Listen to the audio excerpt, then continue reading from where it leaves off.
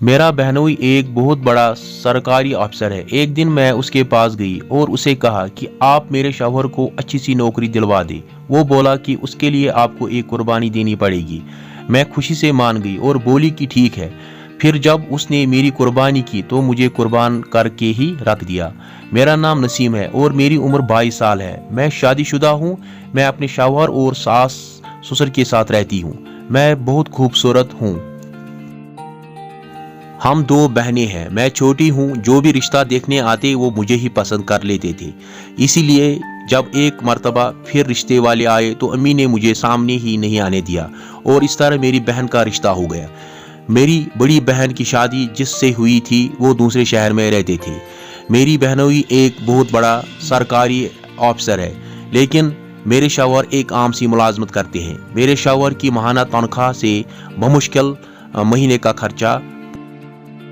मैं अक्सर अपने शौहर को अपने बहनोई से मवाजना करके उलझ भी जाया करती और हमेशा उनसे लड़ने झगड़ने लगती, मगर मेरा शौहर मेरा बहुत ख्याल रखता।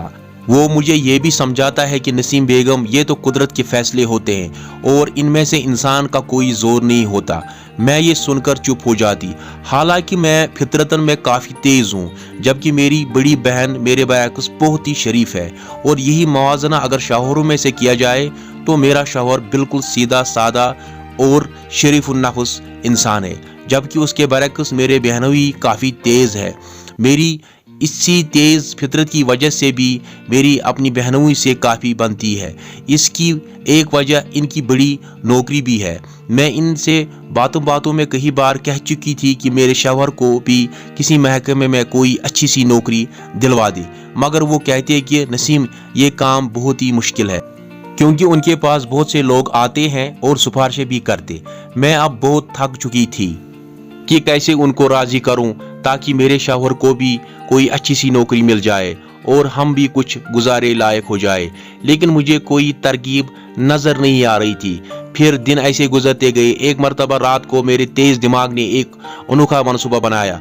सुबह उठकर मैंने अपनी सास से कहा कि मेरी बहन की तबीयत कुछ ठीक नहीं है। अम्मी जान, अगर आप कहे तो मैं उसकी तरफ हो आऊं। मेरी इतनी चापलूसी पर मेरी सास ने बखुशी मुझे इजाज़त दे दी।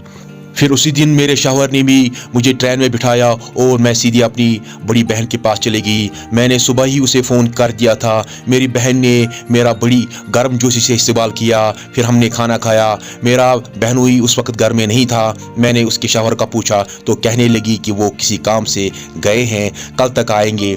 मैंने कहा ठीक है, मैं किसी भी कीमत पर यह मौका गंवाना नहीं चाहती थी। फिर मैंने अपने बहन के हुलिये पर नज़र डाली तो वो पहले की तरह ही काफ़ी सादा सी बैठी थी। मैंने उसे समझाया कि बाजी शौहर को सादा बीवी बिल्कुल पसंद नहीं होती, मगर वो कहने लगी कि नसीम, मेरे शौहर को तो मेरी सादगी ही पसंद है, इसीलिए मैं उनके सामने भी ऐसी ही रहती हूँ। बाजी की ये बात सुनकर मैं दिल ही दिल में सोचने लगी कि किसी भी मर्द को बनी संवरी रहने वाली औरत नापसंद नहीं हो सकती। जब वो बिन संवर कर उसके सामने आए तो उसे देखते ही मर्द अपने होशो हवास खो बैठता है, जबकि एक मेरी बहन है जो उसके उलट ही बात कह रही है। ये सुनकर मैं हैरान तो बहुत हुई, मगर अब मैंने भी सोच लिया था कि मैं अपने शौहर को अच्छी सी नौकरी दिलवाने के लिए ये भी आजमा लूँगी। अब मैं अपनी बहनोई का इंतज़ार करने लगी। अगले दिन मेरे बहनोई ने आना था। मैंने उसी दिन इंतहाई चुस्त जीन्स का सूट पहन लिया और अपने चेहरे पर अच्छा खासा मेकअप भी किया और अपने भूरे रेशमी बालों को अच्छी तरह ब्रश करके खुला छोड़ दिया। फिर मैं अपनी बहन के साथ किचन में चली गई और उससे पूछ कर अपनी बहनों की मनपसंद डिशेस बनाने लगी। ये देखकर मेरी बहन भी खुश हो रही थी कि मैं उसका हाथ बटा रही हूँ। कुछ देर बाद ही मेरे बहनोई भी पहुँच गए। मैं भी अपने बहन के साथ उनके पास चली गई। मेरी बहन से मिलकर वो मुझे बड़े गौर से देखने लगे। मुझे महसूस हुआ कि वो मेरा एक्सरे कर रही हैं, क्योंकि उस वक्त मैं भी तो गजब ही डा रही थी। وہ اس لیے کہ مجھے اچھی طرح معلوم ہے کہ ان کپڑوں میں میری ہر چیز واضح نظر آتی ہے، میرے ابھار بھی، یہاں تک کہ میری گلابی چڑیا کے پر بھی نیچے سے واضح محسوس ہوتے ہیں۔ لیکن میں فوراً ہی ان سے مل کر واپس چلی گئی۔ کھانے کے بعد ہم لوگ ایسے ہی باتیں کرنے میں مصروف ہو گئے۔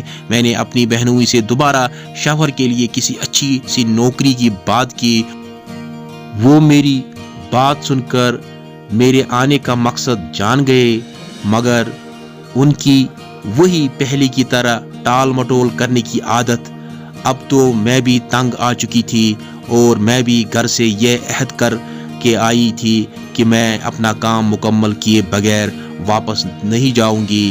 رات کو وہ سونے کے لیے اپنے روم میں چلے گئے، مگر مجھے تجس ہوا کہ دیکھوں تو صحیح کہ کیا ان کی زندگی بھی میری اور میرے شوہر کی طرح ہی چل رہی ہے۔ اسی لیے میں نے کھڑکی سے ذرا سا جھانکا، مگر اندر کا نظارہ دیکھ کر میں حیران رہ گئی، کیونکہ میرے بہن ان کے ساتھ بیڈ پر سونے کی بجائے پاس پڑے صوفے پر سو رہی ہے۔ مجھے تو یہ دیکھ کر زبردست شاک لگا۔ اب تو میرا دماغ بند ہو چکا تھا کہ بھلا یہ سب کیسے ہو سکتا۔ میں نے دیکھا تو میری بہن سو گئی تھی۔ میں نے جلدی سے کچن کا رخ کیا اور ایک مزے کی کافی بنانے لگی۔ میں نے 2 کپ کافی بنا کر میز پر رکھی، پھر اپنے بہنوں کے روم کا دروازہ کھٹکھٹایا۔ اس نے کچھ دیر بعد ہی دروازہ کھولا تو مجھے اپنے کمرے کے باہر یوں دیکھ کر ان کی آنکھوں میں چمک پیدا ہو گئی، مگر میں نے ان سے پوچھا کہ آپ مصروف تو نہیں ہے؟ وہ میری بات سمجھ گئے اور کہنے لگے کہ ایسا کچھ نہیں ہے۔ پھر میں نے انہیں کافی کی آفر کی تو وہ باہر آ گئے۔ باہر آ کر میں نے ان سے پوچھا کہ میری بہن الگ کیوں سو رہی ہے؟ یہ سن کر ان کے چہرے کا رنگ اڑ گیا، مگر میں نے بات بدل لی اور ان سے اپنے شوہر کے لیے نوکری کی بات شروع کی۔ اب وہ مجھے بغور دیکھنے لگے۔ میں ان کی نظروں کا زاویہ بھی بانپ چکی تھی۔ پھر وہ کہنے لگے کہ تم اپنی بہن سے بالکل الگ ہو۔ میں نے ان سے پوچھا کہ مجھے بتاؤ کہ میں کس لحاظ سے الگ ہوں، آپ کھل کر بات کریں۔ تو وہ کہنے لگے کہ تم بہت خوبصورت نظر آتی ہو۔ میں ان کی بات سمجھ گئی اور مسکرانے لگی، اور جب وہ واپس جانے لگے تو میں نے آگے بڑھ کر ان کا راستہ روک لیا اور ان سے فاصلہ بھی کم کر دیا۔ میری بہنوئی بھی چند قدم مزید بڑھائے۔ پھر میں نے اس سے کسی اچھی سی نوکری کے بارے میں غور کرنے کا کہا اور ماں نے خیز مسکراہٹ دے کر اتراتے ہوئے انداز سے چلنے لگی۔ وہ مجھے جاتے ہوئے دیکھنے لگے۔ میں واپس اپنے روم میں چلی گئی۔ اگلے دن ہم دونوں پھر سے رات کو اکیلے بیٹھے تھے۔ میری بہنوئی نے مجھے خوشخبری سنائی کہ میری شوہر کو نوکری مل سکتی ہے، جس کے لیے مجھے ایک کام کرنا ہوگا۔ میں بہت خوش ہوئی۔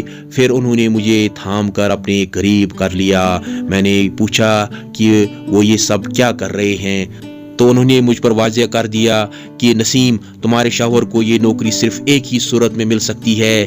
میں ان کی یہ بات سمجھ چکی تھی، مگر پھر بھی پوچھنے لگی کہ بدلے میں آپ کیا چاہتے ہیں؟ وہ کہنے لگے کہ نسیم، آپ کو شوہر کی پریشانی ہے اور مجھے اپنی بیوی کی، اور اگر میں اپنے شوہر کی پریشانی دور کرنا چاہتی ہوں تو مجھے ان کی بیوی کی پریشانی دور کرنا ہوگا، کیونکہ ان کی بیوی ان کے طلب پوری نہیں کر سکتی۔ میں ان کی بات سن کر حیران ہو گئی اور کہنے لگی کہ میں اپنی بہن کو سمجھا دوں گی کہ کیسے شوہر کے دل میں جگہ بنائی جاتی ہے۔ پھر وہ کہنے لگے کہ اپنے شوہر کی خاطر تمہیں یہ سب کرنا ہوگا۔ میں اب سوچنے کی اداکاری کرنے لگی کہ کیا کروں، کیونکہ مجھے تو اپنے شوہر کی اچھی نوکری ہر حال میں چاہیے تھی، اور میں نے تو اسی چیز کی ہی تیاری کر کے آئی تھی۔ پھر بھی میں نے انہیں ٹال مٹول کر ہانک کی۔ میں جان چکی تھی کہ ان کی طلب کتنی زیادہ ہے، تبھی وہ ایسے برتاؤ کر رہے ہیں۔ میں نے فوراً ہی ان کو سمجھایا کہ میری بہن نے اگر دیکھ لیا تو مشکل ہو جائے گی، اور میں اپنی بہن کے ساتھ کوئی ایشو نہیں بنانا چاہتی، اس لیے جب باجی سو جائے تو آپ آ جانا، پھر ہم دونوں گھر کا کام کر لیں گے۔ میرے بہنوئی نے بھی میری بات مان لی۔ میں نے سکھ کا سانس لیا۔ مجھے شرمندگی بھی تھی کہ اپنے شوہر کے ہونے کے باوجود بھی میں ایسا کام کروں گی، مگر میں بھی کیا کروں، یہ میری مجبوری ہے۔ مجھے تو اس بات کی خوشی تھی کہ یہ مشکل مرحلہ بھی گزر جائے اور اس کے بعد میرے شوہر کے پاس نوکری آ جائے گی۔ پھر رات کو میری بہنوئی میرے روم میں آ گئے اور مجھے تیار ہونے کا کہنے لگے کہ میں وہی کپڑے پہنوں جو اس دن پہنے تھے۔ میں ان کی بات سمجھ گئی۔ کچھ دیر بعد میں پوری طرح سے تیار ہو کر ان کے سامنے آئی تو وہ مجھے دیکھنے لگے اور اپنے دونوں ہاتھ مجھ پر رکھ کر مجھے محسوس کرنے لگے۔ ان کے ہر عمل میں جوش تھا مگر میرے تو ہوش اڑے ہوئے تھے کیونکہ وہ کافی ماہر لگ رہے تھے۔ جبھی مجھے بیڈ پر ایک خاص انداز سے لٹا دیا اور کچھ دیر تک میرے ساتھ چوسنے کا کام کرتے رہے۔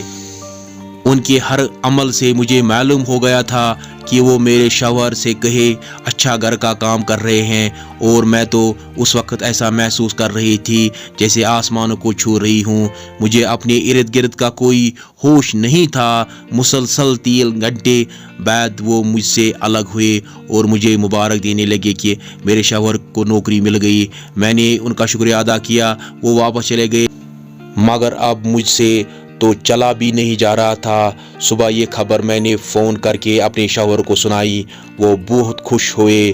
پھر میری بہنوئی نے مجھے کہا کہ نسیم، اگر کبھی بھی تمہیں اپنے شوہر کو پروموشن دلوانا ہو تو تم وہ پروموشن بھی آسانی سے حاصل کر سکتی ہو، اس کے لیے صرف وہی شرط ہے۔ میں نے کہا کہ ٹھیک ہے، میں ان کے فیصلے پر غور کروں گی۔ پھر اسی دن میں واپس اپنے سسرال آ گئی۔ اب ہر 6 مہینے بعد میں اپنے شوہر کو پروموشن دلواتی ہوں۔ ہمیں امید ہے کہ آپ کو ہماری کہانی ضرور پسند آئی ہوگی۔ ہماری حوصلہ افزائی کے لیے ہماری کہانی کو لائک اور چینل کو ضرور سبسکرائب کیجیے گا۔ شکریہ۔